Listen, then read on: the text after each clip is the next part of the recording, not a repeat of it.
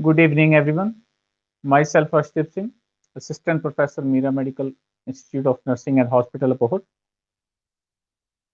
So, today I am going to explain about the topic that is material management. So, nursing administration and management इससे जुड़ा हुआ एक topic है. तो आज का टॉपिक ये रहेगा हमारा मटेरियल मैनेजमेंट. लास्ट जो मैंने एडमिनिस्ट्रेशन के टॉपिक्स लिए थे, कोऑर्डिनेशन, मोटिवेशन, तो ये उससे ही जुड़ा हुआ आगे जो मैनेजमेंट सब्जेक्ट है हमारा. तो इसी का एक टॉपिक है कि जो भी हम मटेरियल है किसी ऑर्गेनाइजेशन में, ठीक है, मटेरियल कुछ भी हो सकता है. कोई आर्टिकल्स हो सकते हैं, जैसे नर्सिंग में है, हमारे हॉस्पिटल्स के मेजर आर्टिकल्स है, इक्विपमेंट्स हैं, माइनर इक्विपमेंट्स हैं. तो जिनकी कईयों की बहुत ज़्यादा ज़रूरत पड़ती है, उनकी कंजप्शन भी ज़्यादा है, और कईयों की कंजप्शन कम होती है लेकिन उनकी कॉस्ट ज़्यादा है. Okay.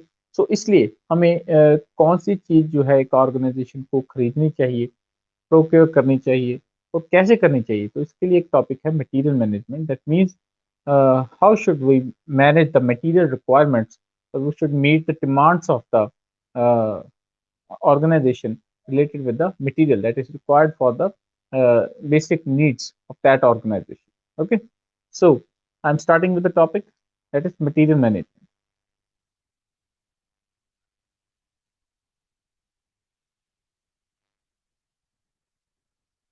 Okay, so then first is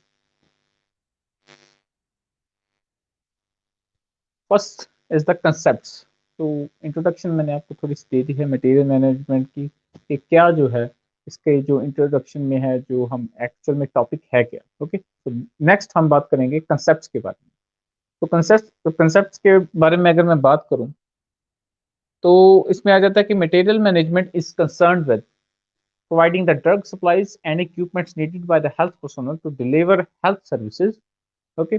तो मटेरियल मैनेजमेंट क्या है, ये फर्स्ट लाइन क्या एक्सप्लेन करती है कि मटेरियल मैनेजमेंट एक ऐसी प्रोसेस है, एक ऐसा हम प्रोसीजर बोल सकते हैं कि जिससे कि जो हमें हेल्प करता है कि प्रॉपर जो ड्रग्स हैं जो रिक्वायर्ड हैं किसी हॉस्पिटल में, सप्लाईज चाहिए, इक्विपमेंट्स चाहिए, एक हेल्थ केयर जो एजेंसी है उसमें या हॉस्पिटल में, तो उसमें प्रॉपरली उनकी डिमांड्स के अकॉर्डिंगली, उनकी कंजप्शन के अकॉर्डिंगली वो जो मटेरियल है वो मैनेज हो उस हॉस्पिटल में, ताकि कभी भी वहाँ पे शॉर्टेज ना हो, जो वेस्टेज ऑफ मनी ना हो.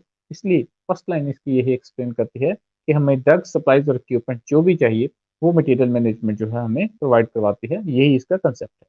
Next, the right drugs supplies and equipments must be at the right place. Okay. तो जो ड्रग्स हैं, सप्लाईज हैं, इक्विपमेंट्स हैं, तो सही जगह पे होने चाहिए, सही क्वांटिटी में होनी चाहिए, एट द राइट टाइम, सही टाइम पे, and in the right quantity, सही क्वांटिटी में होने चाहिए, सही टाइम पे, सही जगह पे वो प्रोवाइड किए जाएं. तो यही in order that health personnel deliver health services. तो अच्छी और सबसे बढ़िया सर्विसेज देने के लिए जो है जो हेल्थ सर्विसेज तभी बढ़िया हो पाएंगी जब हमारे पास इक्विपमेंट्स, जो सर्विसेज हैं, सप्लाईज हैं, वो बिल्कुल ठीक होंगी. ओके. और इसके लिए हमें मटेरियल मैनेजमेंट का प्रोसेस जो है वो यूज करना पड़ेगा. Okay, so that was the concept of material management. Next is the definition. So the definition is planning and control of the functions supporting the complete cycle of materials. Okay, तो इसकी definition जो है वो क्या है? Plan करना, control करना, जो इक्विपमेंट्स हैं और हमारे पास मटेरियल जो चाहिए उनका एक प्रॉपर साइकिल जो है उसको कंट्रोल करना, यही इसका जो एक मेन मोटिव है. And the associated flow of information and these functions include, कुछ एक फंक्शंस हैं मटेरियल मैनेजमेंट के, कि एक मटेरियल मैनेजमेंट जो है मटेरियल्स को कंट्रोल करने का एक हमारे पास प्रोसेस है. और इसके अलावा भी कुछ एक फंक्शंस हैं, जैसे कि आइडेंटिफिकेशन, पहचान करना, कैटलॉगिंग, कौन से हमें इक्विपमेंट से मटेरियल चाहिए, उनका एक कैटलॉग तैयार करना, कौन कौन से चाहिए. ओके. स्टैंडर्डाइजेशन, उनका जो एक हम कह सकते हैं कि प्रॉपरली उनको मैनेज कैसे करना है, कौन से वार्ड में, कौन से डिपार्टमेंट में चाहिए, और उनका एक प्रॉपर जो है जेन्युइनिटी जो है इक्विपमेंट्स में, मटेरियल में होनी चाहिए. नीड डिटर्मिनेशन, क्यों ज़रूरत है और कितनी क्वांटिटी में ज़रूरत है, ये असेस करने के लिए मटेरियल मैनेजमेंट हम यूज़ करते हैं. स्केजुलिंग, प्रोक्योरमेंट, खरीदने के लिए और हमारी जो मनी है हम उस पे कंज्यूम करें, जो हम उस पे लगाएंगे कि उनको खरीदने के लिए, तो उसके लिए भी हमें मटेरियल मैनेजमेंट जो है वो हेल्प करती है। इंस्पेक्शन के लिए quality control, packaging, storage, inventory control, distribution and disposal. Okay, so ये सारी चीजें आती हैं मटेरियल मैनेजमेंट, और इसको सेकंड नेम एक दिया जाता है, that is material planning. Okay, तो सेकंड नेम जो है इसका दैट इज मटेरियल प्लानिंग, और फर्स्ट नेम इसका है material management, that how would we manage the material requirements of our institution, hospital. Okay, so that is the definition. Next is objectives of the material management. Objectives क्या हैं, अलग अलग जो material management है उसके क्या क्या ऑब्जेक्टिव्स हैं, क्यों हम मटेरियल मैनेजमेंट या क्या अचीव करना चाहती है मटेरियल मैनेजमेंट के थ्रू कोई भी ऑर्गेनाइजेशन जो इसको फॉलो करती है, यूज करती है। ओके, तो इसमें आ जाएगा to reduce cost of the material. Okay, तो जो मटेरियल है उसकी कॉस्ट को रिड्यूस करने के लिए, देखिए कई बार ऐसा होता है कि हमें, अगर हम मटेरियल मैनेजमेंट यूज नहीं करेंगे तो हमें ये नहीं पता चलेगा हमें कौन सी जो है कि हम बात करें कि कौन सा मटेरियल हमें चाहिए, कितनी क्वांटिटी में चाहिए। ओके, और कितनी क्वांटिटी में चाहिए, तो अगर हमें चाहिए कम लेकिन हम ज़्यादा खरीद लेंगे तो हमारी कॉस्ट जो है, उस ऑर्गेनाइजेशन का बजट जो है वो खराब हो जाएगा। ओके, तो जो मटेरियल जितना रिक्वायर्ड नहीं है और अगर हम खरीद लें तो हमारे वेस्टेज ऑफ मनी है, और अगर जितना चाहिए उतना हम ले ना पाए तभी हमारे लिए एक प्रॉब्लम होगी। तो फर्स्ट ऑब्जेक्टिव है reduce the cost of the material. Okay, सबसे कम कॉस्ट में सबसे बढ़िया मटेरियल को खरीदना, प्रोक्योर करना, यही इसका फर्स्ट ऑब्जेक्टिव है। Second, ensure a good support with the supplier. Vendors होते हैं जो सप्लायर्स हैं आपको इक्विपमेंट्स एंड मटेरियल जो हैं वो जो प्रोवाइड करेंगे, तो उन सारों के लिए, उन सारों के साथ एक रिलेशन बढ़िया बनाने के लिए हम जो है एक मटेरियल मैनेजमेंट का जो है प्रोसेस है जो वो फॉलो करते हैं। Third, effective and efficient handling of the materials at all stages and in all sections. Okay, और सबसे मेन ऑब्जेक्टिव जो मेरे को लगता है वो यही है इसका, कि इफेक्टिव एफिशिएंट तरीके से, बढ़िया तरीके से मैनेजमेंट करना जो है मटेरियल्स की सभी डिपार्टमेंट्स में। तो ये इसकी एक हम कह सकते हैं कि ऑब्जेक्टिव है, मेन ऑब्जेक्टिव है कि कोई भी आर्टिकल जितनी क्वांटिटी में चाहिए उतना ही हो, से कम ना हो और उससे ज़्यादा भी ना हो। ओके, तो इससे हम पैसा भी बचा सकेंगे, हमारा जो फाइनेंशियल बजट है तो वो भी बढ़िया रहेगा। ठीक है, so these are the three main objectives of material management. इसके अलावा अगर मैं हम बात करें, कुछ एक ऑब्जेक्टिव्स और हैं, जैसे कि लो परचेज प्राइस। अगर हम मटेरियल मैनेजमेंट को यूज करते हैं एक प्रोसेस को, तो हम अंडर द मटेरियल मैनेजमेंट हमेशा यही चेक करते हैं कि हमें जो भी रिक्वायरमेंट है हमारी, वो हमेशा हमें सबसे कम कीमत पे मिले, और इससे हमारी ऑर्गेनाइजेशन को या हॉस्पिटल को बेनिफिट होगा, हमारा जो मनी है वो सेव हो सकता है by the use of the material management. Next, maintaining continuous supply. अगर हम प्रॉपरली मटेरियल मैनेजमेंट को यूज करेंगे तो हमें प्रॉपरली पता लगता रहेगा कि कौन सा जो मटेरियल है उसकी ज़्यादा कंजप्शन है और उसकी ज़्यादा ही डिमांड है, तो उसी हिसाब से उसको हम ऑर्डर करेंगे, अदरवाइज हमें ये नहीं पता लगेगा, that will result in the wastage of the money and the time. Next है मेंटेनिंग क्वालिटी। तो मटेरियल को जब भी हम प्रोक्योर करते हैं तो उसकी ना सिर्फ क्वांटिटी बट की क्वालिटी भी देखी जाती है। तो एक ऑब्जेक्टिव ये भी है कि क्वालिटी जो है मटेरियल में वो भी होनी चाहिए, उसी को हम प्रोक्योर करेंगे under the material management. Next, cordial relationship with the supplier. जैसे मैंने आपको पहले एक्सप्लेन कर दिया कि अच्छा रिलेशनशिप लाने के लिए सप्लायर के साथ इसका हम यूज़ करते हैं। लो पेरोल कॉस्ट और ट्रांसपोर्ट चार्जेस हैं और हैं उनको भी डिक्रीज करने के लिए। Good record, low storage cost and favourable reciprocal relation जो है, ये कुछ एक पॉइंट्स है कि ट्रांसपोर्ट के चार्जेस कम करने के लिए और बहुत सारी चीज़ें हैं जिसमें हम वर्क करते हैं कि ये आगे चल के हमारा पैसा, जो टाइम है, हमारी ट्रांसपोर्ट चार्जेस हैं, उन सभी को सेव करने के लिए। ओके, सो ये सारे के सारे जो हैं ऑब्जेक्टिव्स हैं। इसके अलावा भी न्यू मटेरियल एंड प्रोडक्ट्स जो मंगवाने हैं वो भी हम मटेरियल मैनेजमेंट के अंडर उनको कंट्रोल करते हैं। एंड नेक्स्ट इसमें आ जाता है स्टैंडर्डाइजेशन। एक स्टैंडर्डाइज फॉर्मेट को फॉलो करने के लिए एक ऑब्जेक्टिव इनका ये भी है, स्टैंडर्डाइजेशन को मेंटेन करने के लिए मटेरियल मैनेजमेंट को हम यूज करते हैं। Okay, so that was all about the objectives of material management. इसके अलावा दो तीन पॉइंट्स रह गए हैं, तो इसमें एक आता है प्रोडक्ट इम्प्रूवमेंट। प्रोडक्ट इम्प्रूवमेंट में अगर बात करें तो कोई भी प्रोडक्ट है, जैसे कि मान लीजिए डिमांड्स चेंज होने के अकॉर्डिंगली प्रोडक्ट की क्वालिटी भी कई बार जो है लेटेस्ट टेक्नोलॉजी और लेटेस्ट क्वालिटी आती है, तो उसको भी हम अंडर द मटेरियल मैनेजमेंट लेके उसमें चेंजेस करते हैं। इंटर डिपार्टमेंटल हार्मनी पीस को मेंटेन करने के लिए। And economical forecasting, so economical forecasting क्या है कि हमें आगे जाके कितने बजट की जरूरत पड़ेगी मटेरियल को प्रोक्योर करने के लिए, कितना हमें रिक्वायर्ड रहेगा, तो ये सारी चीजें हमें मटेरियल मैनेजमेंट से पता लगती हैं। तो यही इनके ऑब्जेक्टिव है, ये चीजों को इम्प्लीमेंट करना। ओके, नेक्स्ट जो आता है aim of the material management. पहले मैंने आपको ऑब्जेक्टिव्स जो हैं वो एक्सप्लेन कर दिए। नेक्स्ट इसमें जो पॉइंट है that is aim of the material management.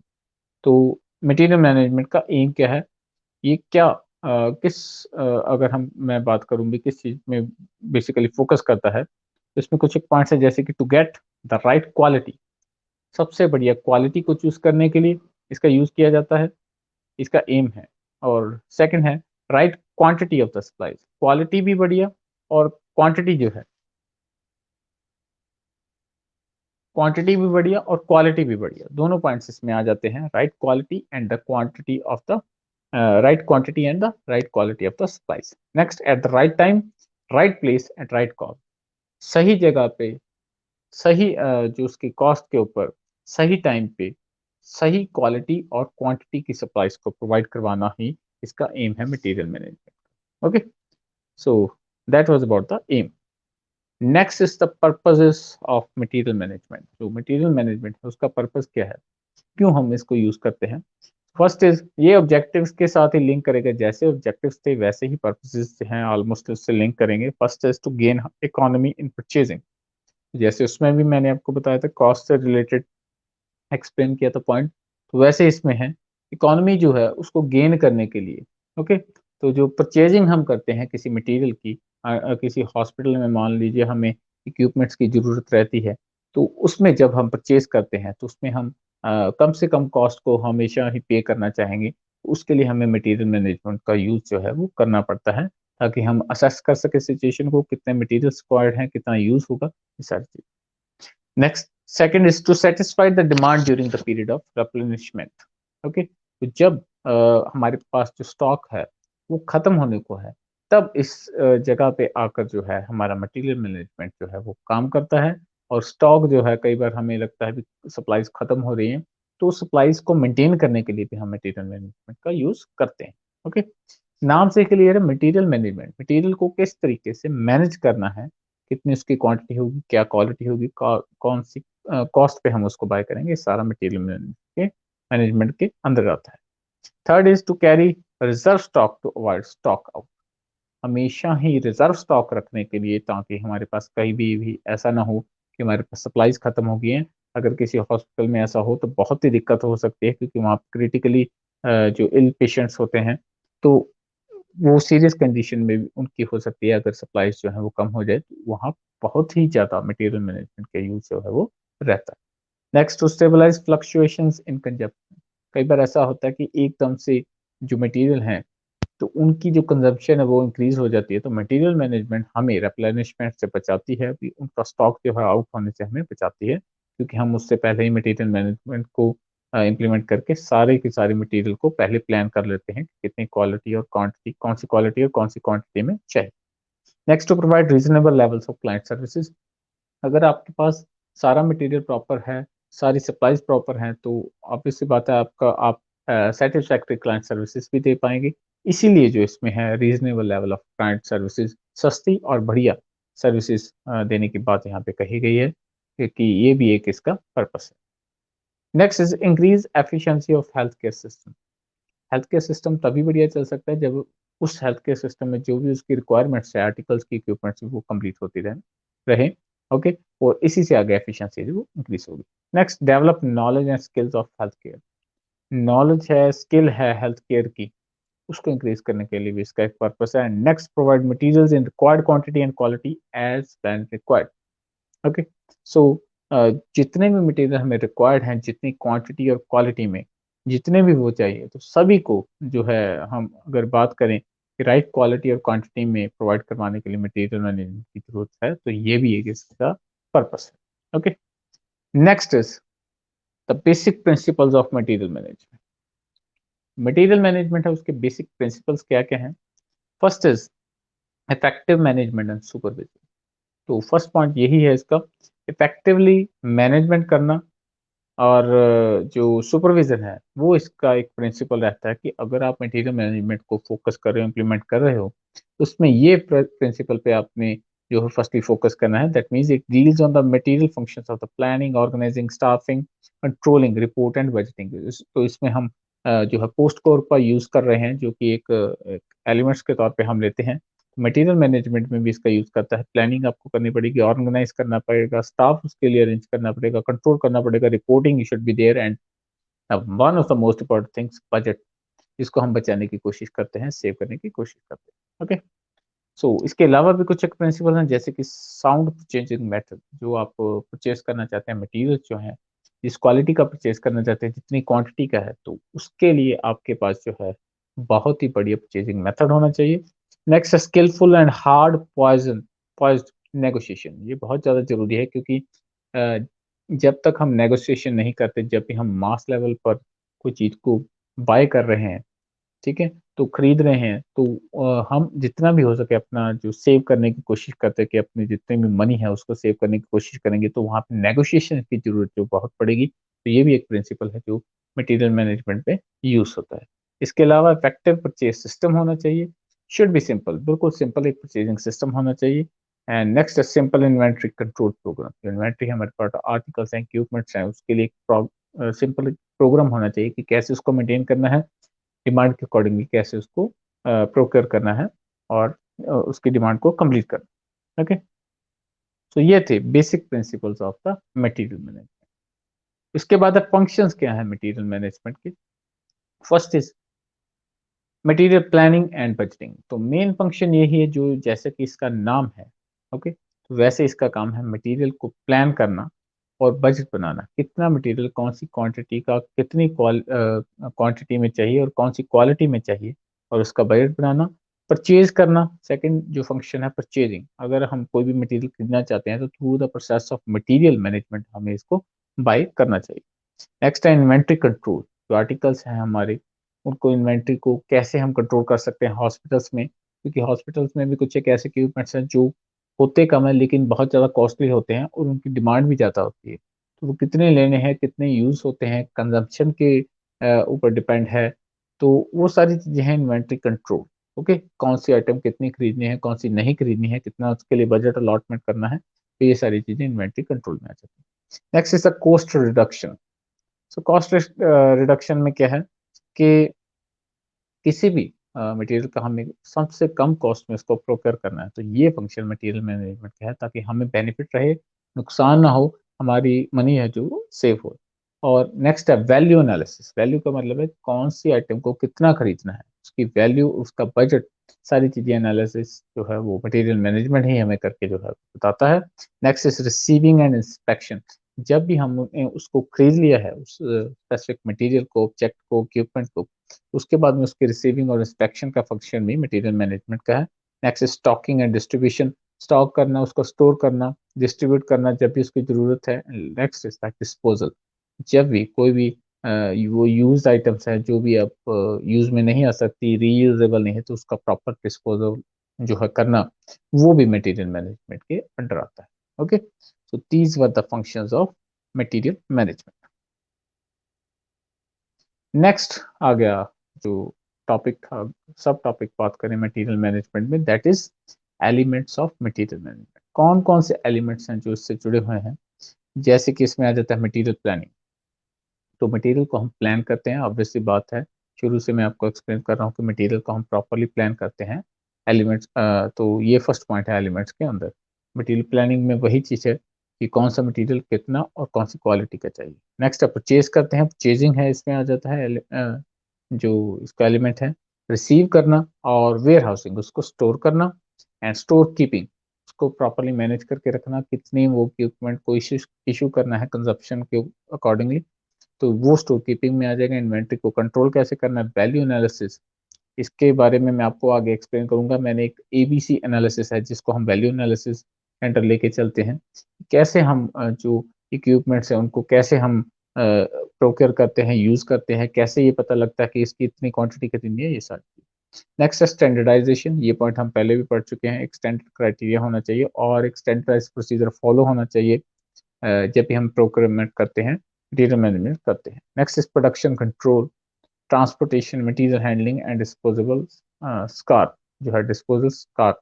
तो ये सारे एलिमेंट्स जो है मटेरियल मैनेजमेंट के अंदर आते हैं और इन्हीं के ऊपर बेस्ड है सारी की सारी मटेरियल मैनेजमेंट। और कोई भी आर्टिकल मेजर जो ऑर्गेनाइजेशंस हॉस्पिटल्स हैं जो अपना मटेरियल प्रोक्योर करते हैं वो इस प्रोसेस का यूज करते हैं। इसके लिए स्पेशल एक डिपार्टमेंट है, होता है, उसकी प्रोविजन होती है जो इन चीजों में डील करता है। Okay, so that is elements of material management. Next, so next एक टॉपिक इसके साथ ही मैंने जोड़ा है, that is ABC analysis. ABC का अगर हम फुल फॉर्म की बात करें तो ये आइटम्स को रिप्रेजेंट करता है, A items, B items and C items. उसके बारे में मैं एक्सप्लेन करता हूँ। ये अलग अलग क्वांटिटी कितनी चाहिए होती है, प्रायोरिटी के बेसिस पे अलग अलग हम क्लासिफिकेशन करते हैं एलिमेंट्स की, तो इसको एक एनालिसिस बोलते हैं, ABC analysis. That means in this we are analysing about the number of the equipments or what quantity or the quality of equipment is required in the specific hospital or organization to meet the demands or the need। तो क्या need है, क्या demands हैं उस hospital की, उससे जुड़े हुए जो इक्विपमेंट्स चाहिए, तो उनको खरीदने के लिए, यूजेज के लिए, सब प्रिंसिपल्स पे, सब कंसेप्ट्स पे बेस्ड एक एनालिसिस होता है, दैट इज एबीसी एनालिसिस। इसके अलावा भी एक्स वाई जेड और बहुत सारे एनालिसिस हैं, वो भी मैं आगे आगे आपको प्रेजेंटेशन के ड्यूरिंग प्रेजेंटेशन वो एक्सप्लेन करता रहूंगा। ओके, तो आज के जो टॉपिक था उसमें मैंने एबीसी एनालिसिस लिया। तो ये आज का सेकंड टॉपिक है, ABC analysis. First of all is the definition. ABC analysis helps us in segregating the items from one another and tells us how much valued the item is and controlling it to what extent is in the best interest of organization। तो जैसे कि मैंने आपको पहले बताया कि ABC analysis एक type का एनालिसिस है जो कि हमें बताता है कौन सी आइटम और कितनी और कौन सी क्वांटिटी में चाहिए हमें, ये सारी चीजें एबीसी एनालिसिस हमें बताता है। जैसे कि फॉर एग्जांपल इसमें देखिए नेक्स्ट जो लिखा हुआ, it is analysis of the store items on cost criteria. Basically ये जो एबीसी एनालिसिस है ये कॉस्ट के ऊपर डिपेंड करता है। जिसकी कॉस्ट ज़्यादा है और जिसकी कंजप्शन ज़्यादा है उसको उतना मंगवाया जाता है, जिसकी कॉस्ट बहुत ज़्यादा है उनके नंबर जो है वो कम कर लिए जाते हैं डिपेंडिंग अपॉन द नीड, जितने में वहाँ पे सेटिस्फैक्टरी वर्क जो है और हेल्थ केयर सर्विस हम प्रोवाइड कर पाए। तो इसमें आ जाती है तीन टाइप्स की जो आइटम्स है, that is A items, B item and C item. तो ए आइटम्स क्या रिप्रेजेंट करती हैं, हाई कॉस्ट सेंटर, जिनकी वैल्यू और कॉस्ट सबसे ज़्यादा होती है, तो वो ए आइटम्स काउंट की जाती हैं। Second is the B items and third is the C items. B items intermediate, जिनकी कॉस्ट बहुत ज़्यादा भी नहीं होती लेकिन बहुत कम भी नहीं होती है। सी आइटम्स जिनकी कॉस्ट जो है वो लो होती है। ठीक है, next, it is the process of classifying items by using values as measure. तो एक सिंपल एक लैंग्वेज में लिखा है कि ये जो है एबीसी एनालिसिस है, एक मेथड है, प्रोसेस है क्लासिफाई करने की आइटम्स को, कौन सी आइटम कॉस्ट के ऊपर बेस्ड होकर या उसकी डिमांड के ऊपर बेस्ड होकर कौन सी को प्रायोरिटी दी जाएगी, कौन सी को कम प्रायोरिटी दी जाएगी। Okay, so that is ABC analysis. Next आगे इसका ऑब्जेक्टिव क्या है। अब इसका क्या ऑब्जेक्टिव रहता है, ऐसा एनालिसिस हम क्यों आगे इम्प्लीमेंट करेंगे और उसमें हमारा बेनिफिट क्या रहेगा। The main objective is to frame policy guidelines regarding control of the items. First of all, the items are classified into three classes, that is A, B, and C items. Expensive items are to be branded as A items, which constitute 10% of the overall items, but whose percentage in terms of value is about 70%। देखिए, ये एक सीधी सी बात है। Objective में first चीज है कि एक ऐसी पॉलिसी को और गाइडलाइंस को बनाना, इसीलिए हम एनालिसिस करते हैं एबीसी एनालिसिस, ताकि हमें पता लग सके कौन सी आइटम की कॉस्ट ज़्यादा है लेकिन उसकी डिमांड कम है, या कॉस्ट बहुत ज़्यादा है। मेजर जो अगर 100% की बात करें तो उसमें 70%, जैसे कि यहाँ पे लिखा है कि ए आइटम्स, मैंने आपको बताया कि उनकी कॉस्ट बहुत ज़्यादा होती है। ओके, तो इसमें क्या है, ए आइटम्स जो होती हैं which constitute 10% of the overall items but whose percentage in term of value is 70%। जितनी हमें आइटम्स रिक्वायर्ड होती हैं लेकिन उनका सिर्फ 10% ही होता है कि ये आइटम्स हमें चाहिए होती है, लेकिन इनकी कॉस्ट की अगर बात करें तो ये टोटल में से 70% कॉस्ट सिर्फ इन्हीं 10% आइटम्स पे लगती है। तो ये सबसे महंगी वाली आइटम्स होती हैं और ये होती हैं ए आइटम्स। नेक्स्ट आता है the least expensive items are to be branded as C items, whose number items will be 70% of the total number of items, but its value will be around 10% of the total items of the inventory. देखिए ए items में क्या था कि वो सिर्फ total जितने भी articles equipments थे उनका 10% थी, लेकिन उनकी कॉस्ट 70% है और उनको हम बोलते हैं ए आइटम। लेकिन जो सी आइटम्स हैं उनमें क्या है कि वो आइटम 70% के करीब वही आइटम्स होती है, लेकिन उनकी अगर कॉस्ट की बात करें तो वो जस्ट 10% है। तो एक दूसरे के हम ऑपोजिट कह सकते हैं, इनको वाइस वर्सा है। ओके, तो जिनकी कॉस्ट ज़्यादा है उनकी जो परसेंटेज है, जितनी वो रिकॉर्ड होते हैं उस हॉस्पिटल में, ऑर्गेनाइजेशन में, वो उनकी कंजप्शन कम है लेकिन उनकी कॉस्ट बहुत ज़्यादा है। कंजप्शन है, उनकी ज़रूरत है, लेकिन उनकी कॉस्ट बहुत ज़्यादा रहती है, वो ए आइटम्स है। सी आइटम्स जो हैं वो जिनकी कंजप्शन जो है अगर हम बात करें बहुत ज़्यादा है लेकिन उनकी कॉस्ट कम है। 70% इक्विपमेंट्स जो हैं वो सी आइटम से होते हैं। और लास्ट ज़्यादा in between are the B branded items whose number of items will be okay. तो इसमें अगर बात करें बी आइटम्स जो है वो लास्ट में बचते हैं, जैसे कि 70% आइटम्स जो है वो सी हैं और 10% जो है वो ए है, और जो बाकी बचे, अगर हाँ, मैं बात करूँ बी आइटम्स की, तो 20% वो है। ओके, तो उनकी कॉस्ट जो है वो भी 20% रहती है, वो इंटरमीडिएट लेवल पे रहती है उनकी कॉस्ट और उनकी consumption. So that is the objective of ABC analysis. एक मैंने आपको कैटेगरी समझा दी है, जिनकी कॉस्ट बहुत ज़्यादा है उनकी इक्विपमेंट्स कम है, और जिनके इक्विपमेंट्स बहुत ज़्यादा है उनकी कॉस्ट कम है। ओके, सो इस तरीके से हम जो है एनालिसिस करते हैं और उसी के ऊपर बेस्ड होकर आगे जो है मटेरियल्स को, इक्विपमेंट्स को बाय करते हैं।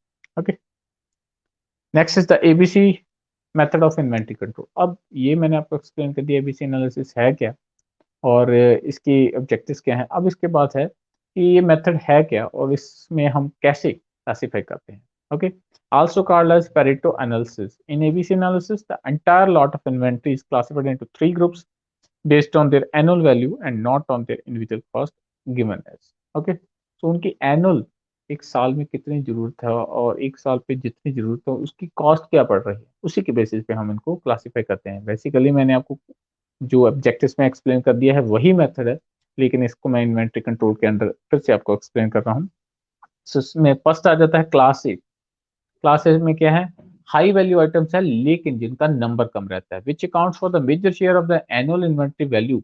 Stricter control must obviously applied on these items right from the initial stages of the estimating requirements, fixing the minimum stock. Okay, तो इसमें क्या रहता है कि ये आइटम्स बहुत महंगी होती हैं लेकिन इनका स्टॉक कम होता है। लेकिन ऐसा भी नहीं है इनकी यूज़ नहीं है, इनका यूज़ेज नहीं होता, यूज़ेज होता है, ठीक है? ये यूज़ होती हैं, लेकिन इनकी कॉस्ट बहुत हाई रहती है, तो इसके लिए स्पेशल फ़ोकस रखना पड़ता है कि इनकी कितनी ज़रूरत है। अगर ज़्यादा मँगवाएँगे तो हमें नुकसान भी हो सकता है और अगर कम होंगे तो उनका यूज़ नहीं हो पाएगा। ओके? तो ये क्लास ए की आइटम्स होती हैं। नेक्स्ट आ गया इसमें जैसे कि अ अ, कुछ पॉइंट्स और भी मेंशन किए हैं। ये आइटम्स जो होती हैं राइगरस वैल्यू एनालिसिस इनका किया जाता है, रिजिड एस्टिमेट्स होते हैं क्योंकि ये बहुत कॉस्टली होते हैं, strict and close watch in पे रखना पड़ता है, मैनेजमेंट करनी पड़ती है आइटम्स की, should be done at the top level management and centralised purchasing and storage.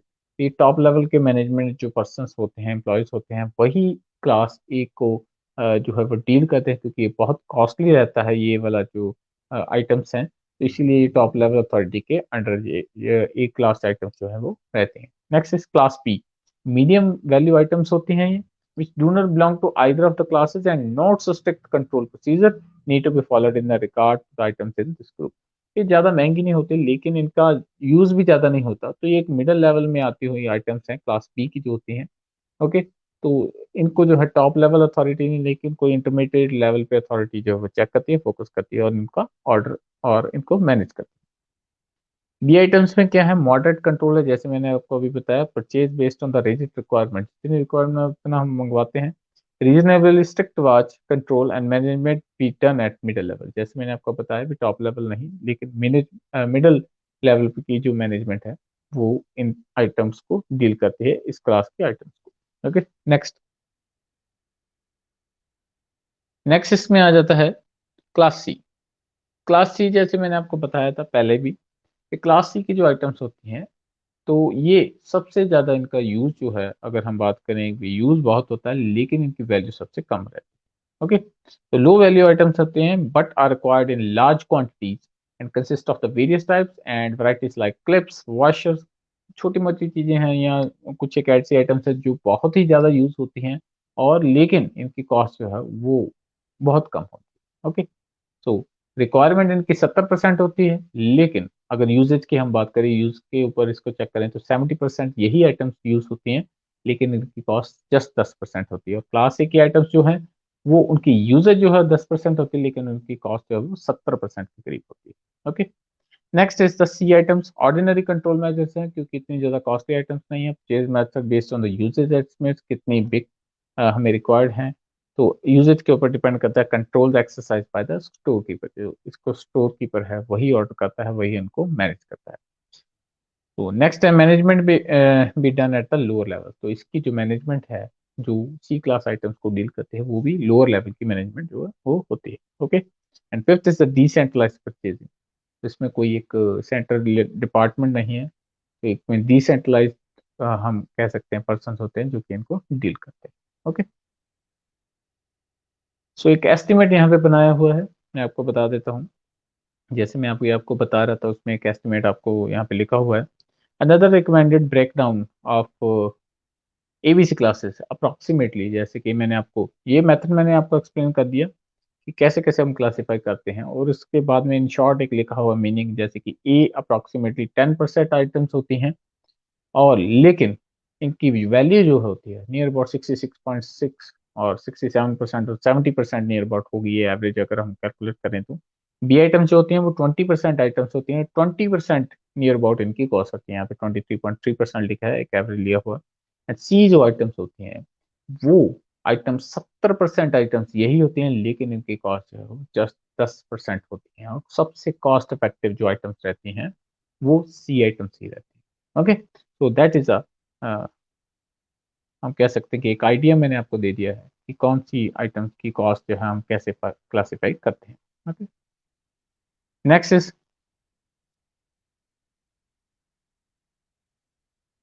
Procedure of ABC classification. ABC classification का प्रोसीजर क्या है, तो इसमें कुछ एक स्टेप्स इन्वॉल्व हैं। When carrying out an ABC analysis, inventory items are valued, item cost multiply by the quantity issued consumed in the period. तो उसकी हम असेसमेंट कैसे करते हैं, जितना वो यूज होता है उनकी क्वांटिटी है उसके हिसाब से उसको हम कैलकुलेट करते हैं। इसमें कुछ एक स्टेप्स हैं, तो इनको हम कुछ एक बैंड्स हम इनको बोल देते हैं। The results are group typically into 3 bands, जैसे कि इनको बैंड्स को बोलते हैं एबीसी कोड्स। स्टेप्स हैं उसके कुछ एक। Step first, list down item wise annual consumption of the inventory with the unit price and determine the annual consumption of each item। ABC analysis कैसे करते हैं कि जो भी आइटम्स यूज हो रही हैं साल में कितनी बार यूज होती हैं, कितनी यूज होती हैं, तो इस हिसाब से हम उनको कैटेगराइज करेंगे।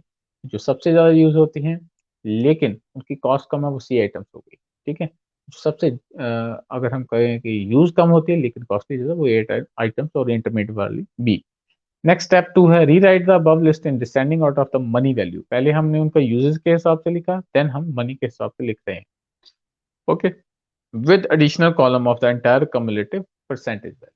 ठीक है, तो यूजेज और हमने जो मनी है उसके दोनों को हमने चेक किया, असेस किया, स्टेप 1 और स्टेप 2 में।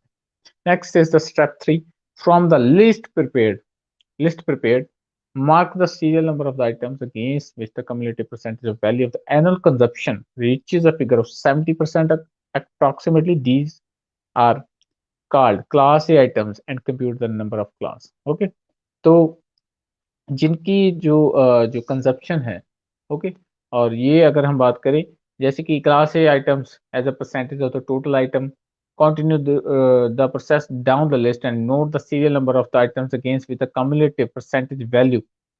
तो जिनकी वैल्यू ज्यादा है, 70% जिनकी वैल्यू बनती है, तो वो क्लास ए आइटम्स है। यहाँ पे यही मेंशन दोबारा किया गया है कि जिनकी अगर हम जब लिस्ट प्रिपेयर करेंगे और ये देखेंगे भी वो आइटम्स जो 70% कॉस्ट को बना रही हैं, तो सारी की सारे मटेरियल आइटम्स और इक्विपमेंट्स जो हैं वो ए क्लास के आइटम्स में आएंगे। जो उसके बाद है उसी लिस्ट को अगर हम फॉलो करते जाएंगे, तो उसके बाद जो इंटरमीडिएट में आ जाएंगी 20% जिनकी वैल्यू रह जाएगी और 20% कंजप्शन, तो वो बी है। लास्ट में अगर हम कहते सबसे एंड में जो बच जाएगा जिनकी कंजप्शन सबसे ज्यादा है लेकिन कॉस्ट सबसे कम है, वो सी वैल्यू के आइटम्स रह जाएंगे। That is step 3। स्टेप 4 में क्या है, plot A curve with cumulative percentage of annual usage on quantity terms on x axis and money value on y axis।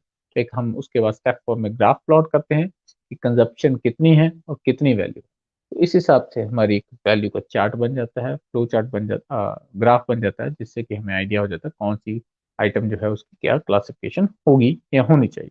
Okay, so ये था एबीसी एनालिसिस। तो उससे ही जुड़ा हुआ एक पॉइंट इसके अलावा भी है, कंट्रोल कैसे करते हैं हम एबीसी एनालिसिस के ऊपर आइटम्स को कंट्रोल कैसे करते हैं, तो उसके बारे में मैं आपको बता देता हूँ। जैसे कि अगर बात करें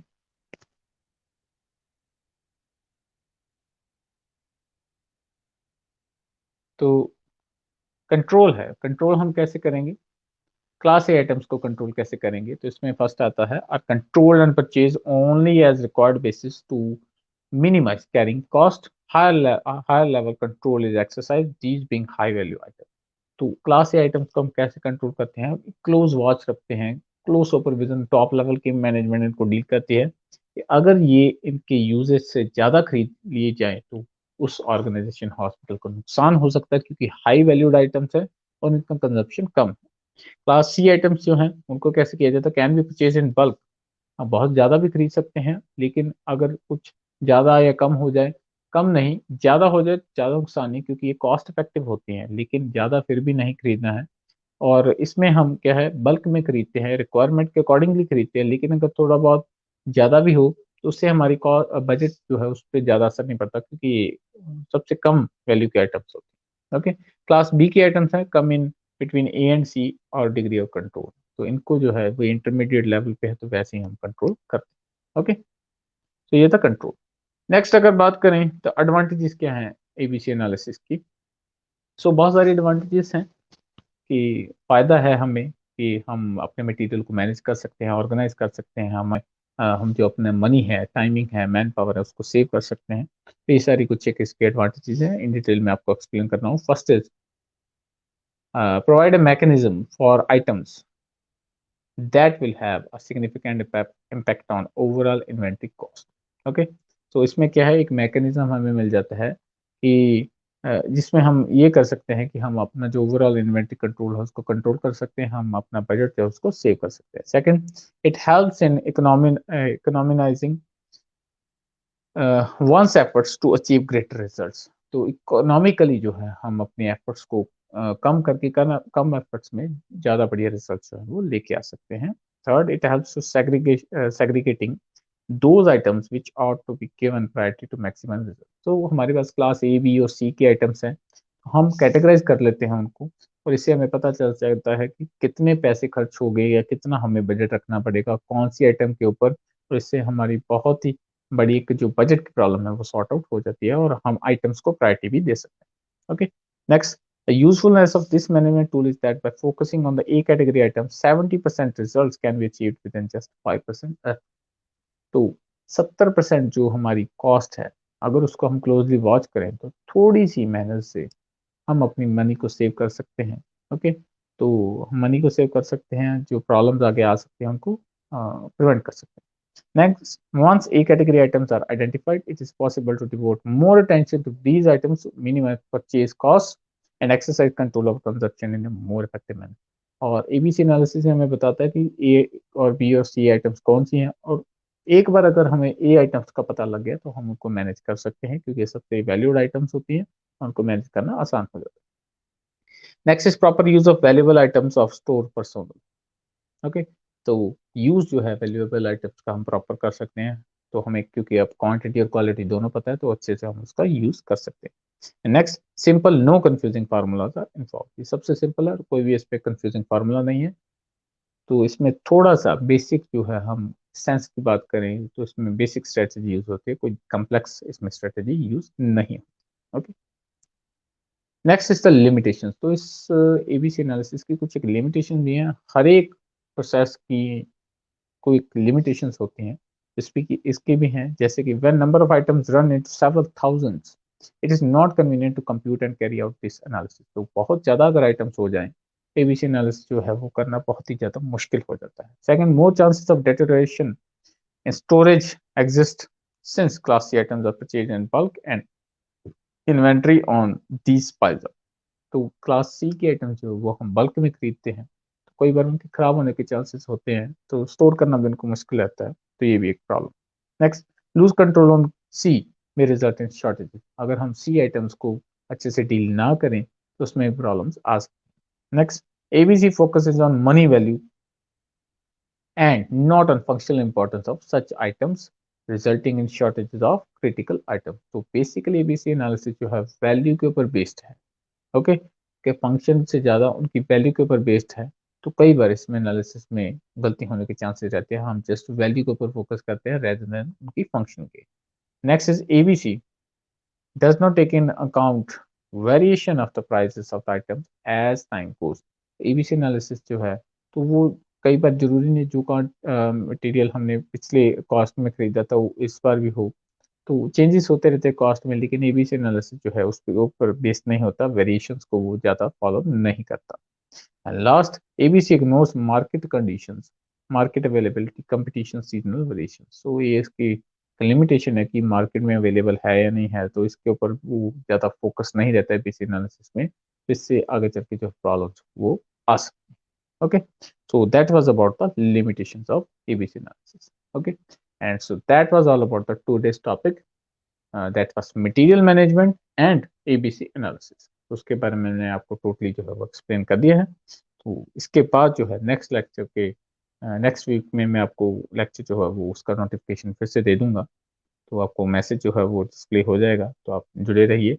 और मंडे को आपको फिर से मंडे और ट्यूसडे को 2 लेक्चर्स हमारे इंस्टीट्यूट के जो हमारे टीचर्स हैं वो कंटिन्यू करेंगे, तो उसका नोटिफिकेशन आपको पहले दे दिया जाएगा। ओके, तो इसके अलावा भी अगर आपके कोई सजेशंस हैं, कुछ आप अपनी तरफ से चाहते हैं क्लासेस किसी और टॉपिक पे ऊपर भी या कुछ रिक्वायरमेंट्स है आपकी, तो वो आप जो है वो हमें कमेंट करके बता सकते हैं। Okay, so thank you everyone. तो नेक्स्ट जो है वो नेक्स्ट वीक में आपसे जो है मैं दोबारा मिलूंगा, और प्रेजेंटेशन जो है वो नया लाइव सेशन नई टॉपिक के ऊपर जो है वो किया जाएगा। Okay, okay, thank you everyone, thank you very much.